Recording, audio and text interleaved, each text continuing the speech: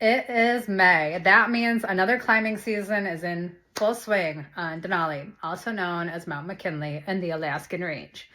Denali is the third most remote mountain in the world, and it is also the highest peak in North America.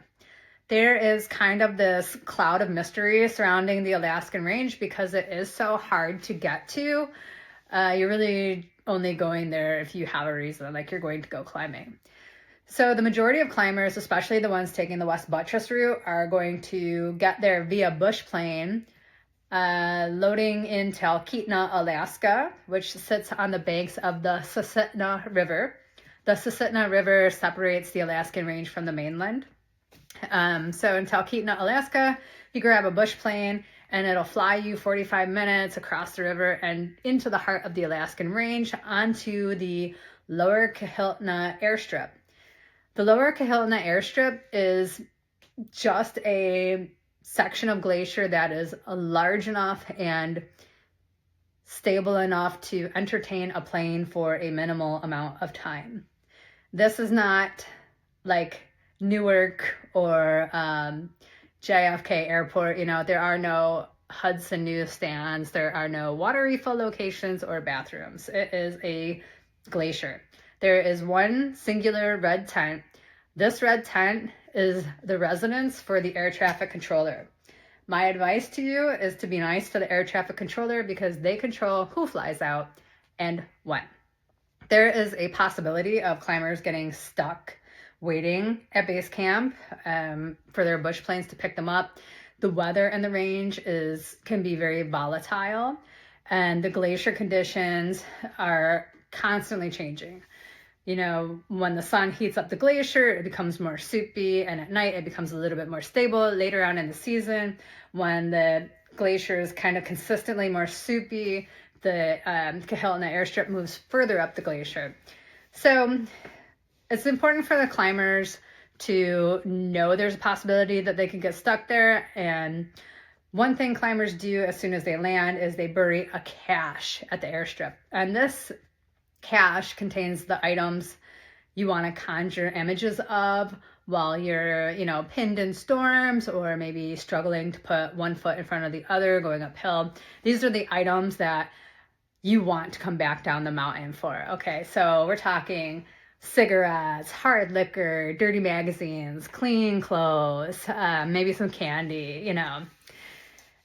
I remember when our team came down the mountain, another team that came down at the same time, they unburied their base camp cache, and in it they had a gas grill and hamburger patties. Oh my God. So we had been on this mountain for weeks, okay? All of the meat that we had eaten had been rehydrated with boiling water. The Alaskan Range is like living in a walk-in freezer, so there isn't a lot of smell, which can be a good thing a lot of the time, but gosh, when they put those hamburger patties on the grill, and I know that was not like a 93.7 mix. No, this was like 80-20. The way that fat just sizzled and danced and filled the air, like I could smell that. It turned me into this werewolf. My eyes just dilated, my pupils, they got huge. I could just feel my mouth salivating and my teeth growing on my nails. I was just going full Teen Wolf. Luckily, our plane landed to take us back to Talkeetna before that got out of hand. But I couldn't stop thinking about a hamburger. Like, that was it. I had to have one. As soon as we got back to the hangar, I didn't even change out of my triple boots because then I would have had to take off my socks and, change all my clothes. And I wanted a hamburger. So I left all my gear and everything at the hangar, marched into town with my triple boots and the same pants I had been wearing for 20 days. And I got my hamburger.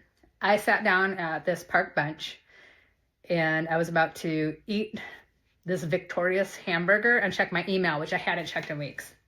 And as I'm bringing my hamburger up to bite it, this guy comes up to me. He approaches me from across the park.